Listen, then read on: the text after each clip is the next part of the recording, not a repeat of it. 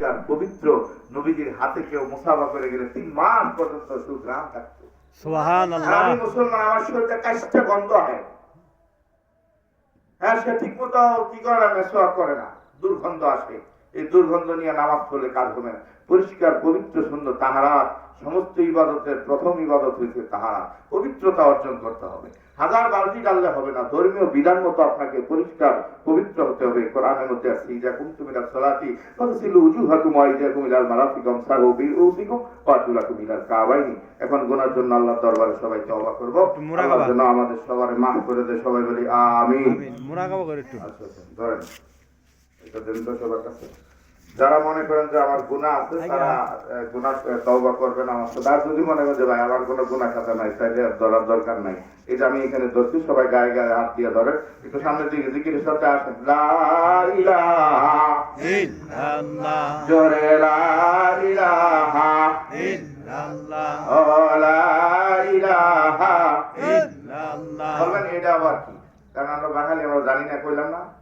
এটা হচ্ছে আল্লাহ নবী সাল্লাল্লাহু আলাইহি সাল্লামের কাছে যখন মানুষ আসতো, কোন মানুষ, তখন আল্লাহ নবীর হাতে হাত দিয়ে তাকে কালমা পড়াই দিত, তওবা করাইতো। আল্লাহ পাক তার আল্লাহ নবীর হাতের উসিলায় ওই লোককে মাফ করে ওলি বানাইতো। সুবহানাল্লাহ। তখনও মানুষেরা প্রশ্ন করতো, এ কি মাফ নাই মাওলাই মুহাম্মদের হাতে হাত দিলে কি হয়?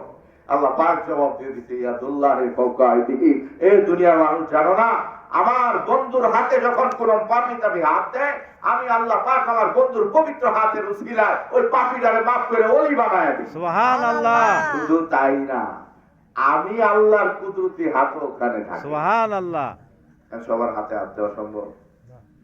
সে আমল চলে গেছে, সে আমল থাকবে। আমার পীরে বলছে যেখানে যাইবেন আলোচনা করে বায়াত করে দিয়ে আসবেন। কারণ উনি হুকুম দিতে কি হবে না হবে রে উনি বুঝুক। হাদিসের মধ্যে আছে যখন কোথাও কোনো মানুষ তওবা, গুনার জন্য তওবা করে, ইস্তিগফার করে, কোনো আল্লাহ ওয়ালার কাছে বায়াত গ্রহণ করে, সাথে সাথে সাইরত ফেরেশতা তার চেহারা ধইরা তার নাম সহকারে সোনার মদিনায় নবীদের কাছে পাঠায় দেয়।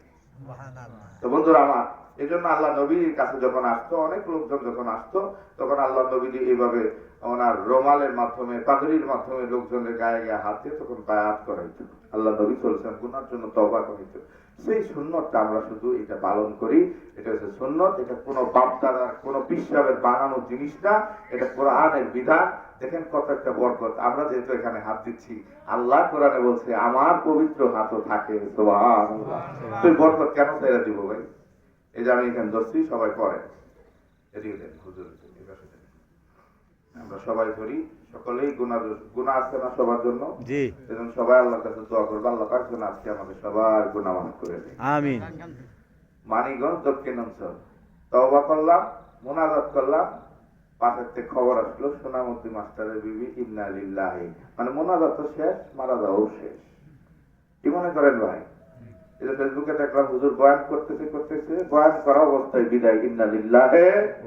আজকে আমার কণ্ঠ বাজছে, কালকে মানিকগঞ্জ প্রোগ্রাম, কালকে নাও বাজতে পারে, জীবনের শেষ কথা আজকে হয়ে যেতে পারে।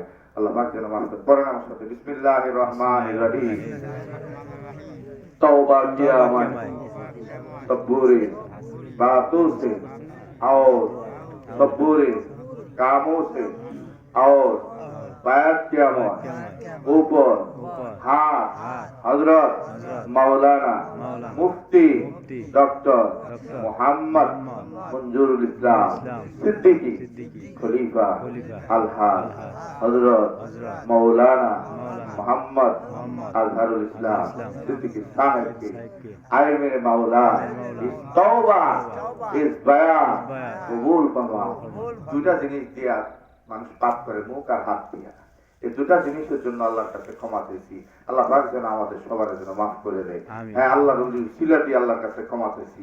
আল্লাহ পাক যেন আমাদের সকলকে মাফ করে দেয়। সবাই বলি আমিন। জি জি, মাশাআল্লাহ মাশাআল্লাহ।